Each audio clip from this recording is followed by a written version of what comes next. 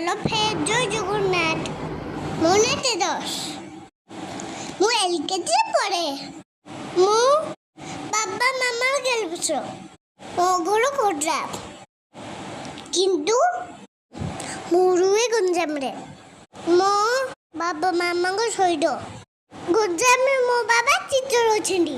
7 ଦିନ ତଳେ ଗାଁକୁ ଯାଇଥିଲି। ମୋ ଦେହ ଖରାପ ଥିବାରୁ ମୁଁ ଆଜି ଗାଁରୁ ଆସିଲି। ମୋ ସ୍କୁଲ ଯିବାକୁ ଇଚ୍ଛା ନଥିଲା, କିନ୍ତୁ ମାମା କହିଲା ସ୍କୁଲ ଗଲେ ଭଲ ହବ। ତେଣୁ ମୁଁ ସ୍କୁଲ ଗଲି। ସ୍କୁଲରେ ଖେଳିଲି ଆଉ ପାଠ ପଢ଼ିଲି। ସାଙ୍ଗମାନେ ସ୍କୁଲ ଗଲେ ଚକୋଲେଟ୍ ମିଳିବ।